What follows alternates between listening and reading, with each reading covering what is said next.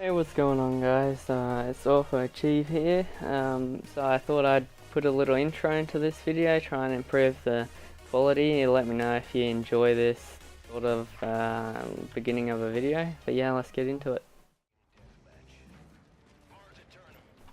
Alright, so I've been playing COD since Modern Warfare 3, which is like what, 6 or 7 years ago. So I've been playing for a while. But it took me a couple years to get my first nuke. I got my first one back in COD Ghost. So it took a couple years to understand the playstyle you need, some of the tactics you can apply.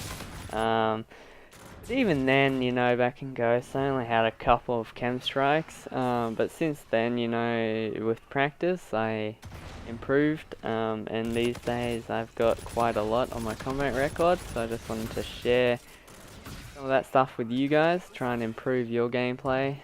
So yeah, let's jump into it. Firstly, let's start with playstyle. When you're trying to drop a nuclear or a nuke, you don't want to have the same playstyle as when you're trying to get high kill gameplays. The reason for this is you take more risks when you're trying to get the most kills in a lobby. If you've never gotten a nuke in Call of Duty before, I'd advise staying away from the middle of the map, as this is the most congested and most eventful area on the map, no matter what game mode. If you're more experienced, mid is a great place to get nukes quickly, because of course more people are going to be in the middle of the map than the outskirts. However, since you have not dropped many nukes, or maybe even never dropped a single nuke before, I'd advise staying around the outskirts of the map, pre-aiming when possible. Because, you know, pre-aiming is what you do in the game. If you can hear them, pre-aim them so you can win the gunfight easier. Anyway, something else I want to just quickly touch on about your playstyle is awareness is super important, alright? So, you'll see a lot of people talk about how when they're playing the game, one second they're looking at like their field of view, you know, what's going on in front, and then for a split second they'll shift their eyes to the minimap and go back and forth. This is extremely helpful. I shit you not, this is going to improve you so much, because if you're aware of everything around you, you're going to be aware of everything around you. So yeah, look at your minimap, it's super important, and it's there for a reason. That's why you want to run UAVs and counters and advanced UAV, because it's going to change how people read the minimap and how the game's played and how people move around. Next, so in these new Call of Duties, there's advanced movement systems, and a lot of people overlook these and don't worry about them, but the easiest way to get a nuclear is by winning gunfights where you're confident in your ability. So to be more confident, learn how to jump, learn how to slide, because these little movements, little vertical movements, are what help you win gunfights. So I've been strafing for many years and drop-shotting. Drop-shotting used to be a great tactic in boots on the ground, but these days Call of Duty have seemed to go into space and giving us fucking laser weapons and jetpacks. So utilize them jetpacks, jump around when you can, don't jump like an idiot though and get your head cut off, but use it smartly, as this can win you the gunfight and possibly save your life.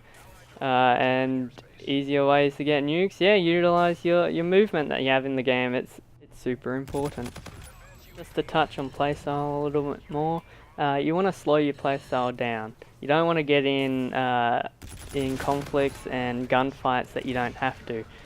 You can take a lot of risks if you want and you're confident, but you know, if you slow it down, you can take your time a bit more, you can win more gunfights, you can be more confident, try and lower the pressure that you put on yourself, because that can get in your head and really stuff up the game. You also want to play to the gun's strengths. So in the gameplay that you're watching right now, I'm using the MV4, which is a assault rifle. So you don't want to try and take SMG range or shotgun range combat. You want to try and stay at a distance where you can effectively do more damage than the other person shooting. So you'll see in the gunfights that I take, I'll try and keep them at a medium distance, or a short to medium type of range instead of SMG range, so I don't get melted. Another side note is my class that I was using in this game. I'll pop it on screen now for you. It didn't have dexterity, which is a perk which allows you to aim quicker after sprinting. So I tried to avoid sprinting so I could win the gunfights. Because obviously if someone's got fast hands like from Black Ops 3 or dexterity in this game, they're gonna outgun you at a close range when you're both sprinting because they can pull out quicker, obviously. But my class did have quick draw, so if I wasn't sprinting, I'd be able to match them or outmatch them, I guess, just to ensure the kill. And you know what? There is no perfect class. People give you perfect class setups or so-called perfect attachments and perks, but no attachment is going to give you an instant nuclear the next game. Perks, on the other hand, yes, they're important. Run the perks that increase your survivability, like possibly dexterity, ghost, dead silence, all that sort of stuff. And your kill streaks, your score streaks, these are gonna improve how the game goes or turns. I just want to give a quick shout out to Mr. Brutal Frosty. He gave me this idea after I watched his latest video. Go check it out if you want. I'll link his page in the bottom. So yeah, I just want to talk about what Mr. Brutal Frosty was talking about in his video as well. So just quickly, I do recommend using support kill streaks over lethals.